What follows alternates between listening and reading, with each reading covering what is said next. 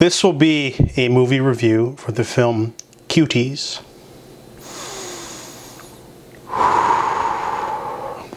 Alright, let's get into it. So Cuties is a coming-of-age French film called Mignonnes, directed by a Senegalese woman whose name I cannot say without butchering. So I'm just going to say director. So the director made this film based off of her childhood.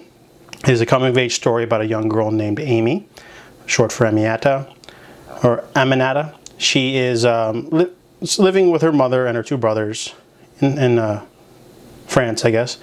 And one day she sees one of her schoolmates and her schoolmates' friends, Angelica, dancing. And she's never, she's enamored by it because, she doesn't dance. She's only 11 years old, she doesn't have a lot of friends, they just moved there. And she wants to join them. They call themselves the Cuties because that's their group name. They want to join a dance competition and, win because that's their passion. So Amy sort of, is able to latch onto the group with a couple of peer pressure tactics. She is able to steal a cell phone from one of the movers. So she shows them her sweet phone, which is something that only a few of them have.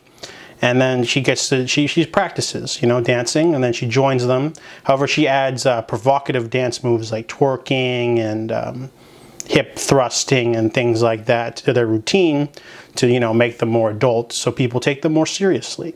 However, Amy does go too far with the whole social media thing and it ends up making a fracture in their relationship, and then they have the big dance competition.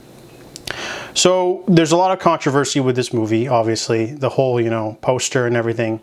But this is actually a really enjoyable coming-of-age film. It is actually quite funny. It's the equivalent of watching your sister, who's like 10, get into your mom's makeup bag, put on lipstick and an oversized dress in front of the mirror and mouth, Britney Spears or Christina Aguilera, in the mirror because she thinks, this is what I want to be a real woman, this is what all women are like.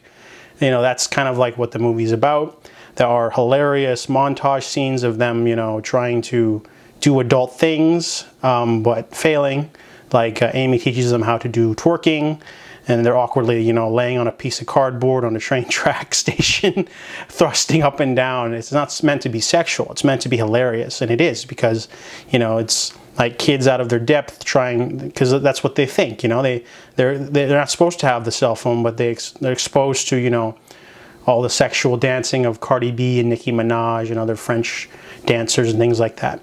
So this movie, if I had to pitch it we switch the genders, it'd be about like a young boy named Louis who's 11 who goes to a new school. And he gets really interested in rap music and gets into a crowd that likes rap music. And then in order to impress them, he brings like a knife to school or something, steals money out of his mom's purse to buy some bling.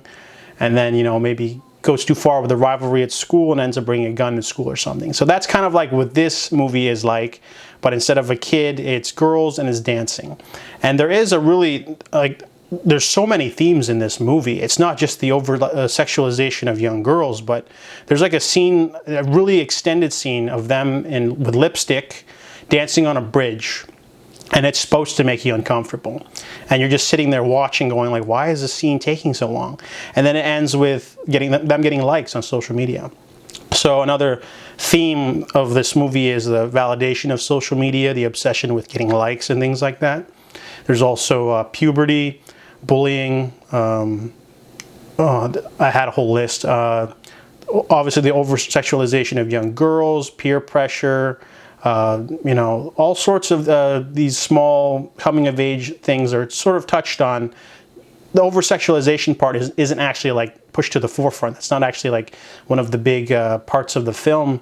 In fact, there's no character in this movie that tries to over-sexualize them. There isn't like a overly enthusiastic dance judge that's like, do it up, be provocative. There's no, momster, telling her kids to, dance and be like, more provocative. There's no character that does that. The girls, they over-sexualize themselves because that's what they think they want. There's a scene where they go to a park and there's these boys and they talk with them.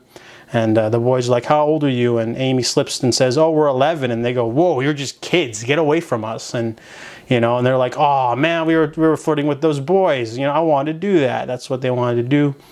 And it's a lot of great memorable scenes in this movie. And there's also the juxtaposition of Amy's home life. You know, her mother, we never find out what she does, but she works really hard, and she, you know, has to take care of 3 kids. And there's a grandmother there too. There's also these great metaphorical scenes with a dress in a closet that I don't want to get into because, you know, spoilers.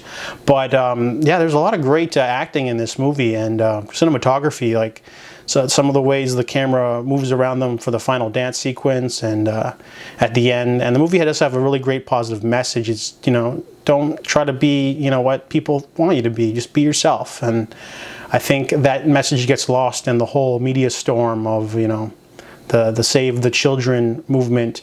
And it's gotten so far out of hand that people are so, like, upset and butthurt about this that, like, there's a man, he's a media reporter called Scott Mendelson, who made an article defending the film because he's seen it, and he says, you know, all this, you know, outrage is kind of unprecedented because, you know, the movie's not pedophile bait.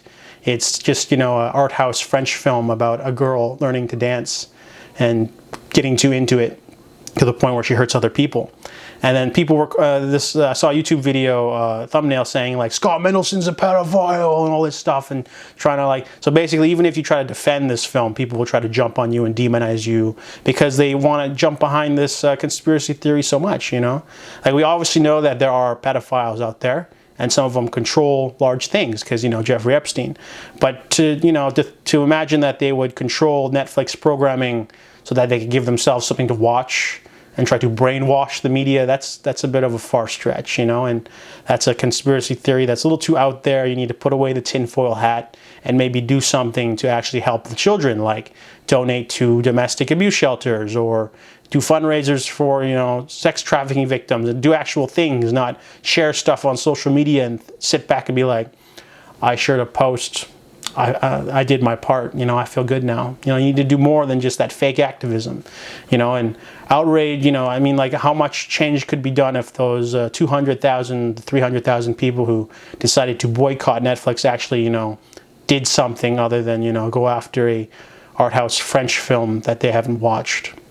And it's just like, you know, it's kind of ridiculous, but also a good thing, because without this controversy, I wouldn't have never discovered the film. I mean, the movie is a really, you know, I wouldn't say it's a high budget film. It's you know, it was released in France. It was released at Sundance, and it's not, doesn't have much more of a platform than that. That's probably why Netflix picked it up, because it's you know, an indie art house French film with a interesting message that we should talk about, you know, and instead, Netflix dropped the ball with that poster, and but that poster is supposed to make you feel uncomfortable.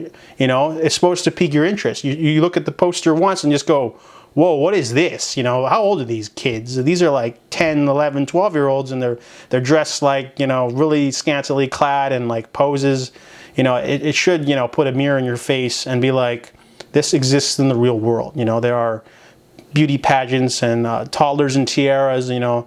Exploitation of young kids has always been a thing, and this movie should open up a dialogue about that instead of, you know, this movie's for pedophiles, we need to cancel, we need to delete it off of Netflix. And, you know, I just wanted to watch it because I was interested in the controversy, but I was also, you know, entertained. This movie's actually really funny. You know, there's a scene where one of the girls finds a condom and she starts playing around with it, and they go like, oh, you have AIDS now, and, you know, they make her brush her teeth like 10 times. So the movie does have this sort of, you know, coming of age delight. It's also something that I would never have, like, imagined, because, you know, I'm a guy. I don't know what it's like to grow up being a girl. So it's a nice, you know, POV for the director. This is her personal story of her growing up, and I definitely enjoyed that aspect. So before you jump on the bandwagon, you know, obviously no one likes pedophiles, but maybe next time do a little bit more research before, you know, jumping on the bandwagon, because this movie is definitely not for pedophiles. You know, it's not a movie that someone sits down and goes, yeah, I can't wait to watch this, because half of the dance sequences are from the face. So, like, you don't even see the girls dancing that much, and the dancing aspect isn't the focus, or the over-sexualization of them. There's a whole bunch of other themes that are at the forefront. from, you know, single parent households to secularism versus culture clash to, you know, women's roles in the household, traditionalism. There's just so many like themes. They touch on a lot of different things, and there's like a lot of great. There's like this really great moment where they sneak into a laser tag arena without guns because, you know, they don't have jobs, they don't have money, and they're just messing around in the laser tag arena because that's what kids should do. It's a really great moment, you know, and you know, people are should give the film a chance before, you know, being swept up by the media storm. So Cuties is a really enjoyable film. Coming of age story, really unique voice from the director, good acting, definitely has a lot of powerful moments and a really great ending. So I give Cuties a 7.5 out of 10.